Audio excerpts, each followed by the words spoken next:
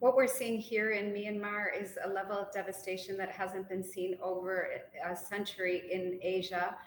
This is a level of the earthquake that we're going to see not just today, tomorrow, but for the next weeks. Ongoing death tolls, types of injuries. We know that buildings have collapsed. There are people still under those buildings. We have a small window of opportunity to reach those people now. So we refer to this as humanitarians as a compound crisis, or what is called a protracted crisis. So basically what you're seeing is humanitarian needs that existed prior to the earthquake have just been compounded with this earthquake. So in a country that has 3.5 million displaced people, the northwest areas of the country was particularly hit, which is an area that has been actually also affected by what is happening in the country. So the humanitarian needs range from the most basic of having housing, safe and clean water, healthcare, education, basic needs. And now we're seeing that really the importance of actually reaching out to people that have been living in the streets for the past 2 nights, and we're coming on to night 3, and we need to reach these people so that they have that safe housing, safe water, and that actually we're attending to the medical needs that they have. So the challenges that you refer to are challenges that the earthquake really has caused a problem with internet connectivity, telecommunications in general. So in the areas that have been most affected, telecommunications is generally down, with very few commercial telephone companies actually working.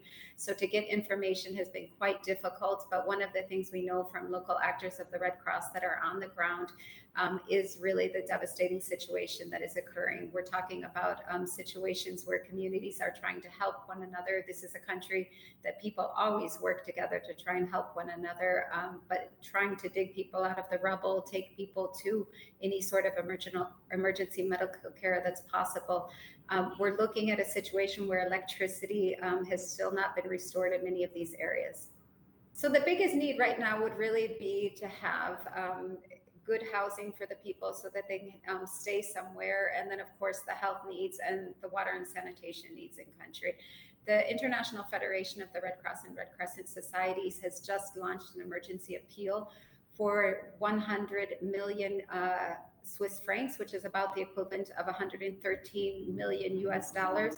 This is a 2-year plan to really work with the Myanmar Red Cross Society and community members to respond to this very devastating earthquake, but also look into strengthening resilience and building back better in the communities.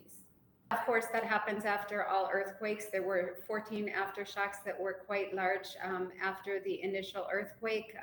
What we're seeing is that, as you said, people are afraid to go back into buildings, not only because of the psychological impact of the earthquakes themselves, but also not knowing what the damage is to the building or their house.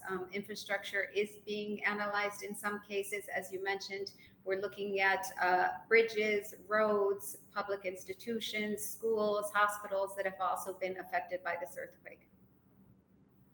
So right now, as you can imagine, we're really focused on the emergency response and trying to reach people that need to be dug out from the rubble, people that need access to emergency health care, water.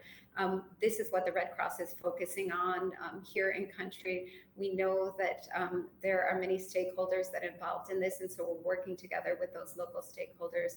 The Red Cross works with anyone at the community level that is engaged in the humanitarian response. That is our focus right now.